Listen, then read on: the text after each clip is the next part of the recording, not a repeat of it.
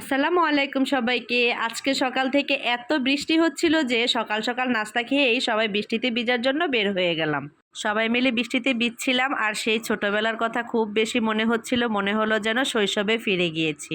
বড় আপা জিজ্ঞাসা করছিল আজকে দুপুরে কি খাবো, সবাই মিলে বললাম বিরিয়ানি বা খিচুড়ি রান্না করতে।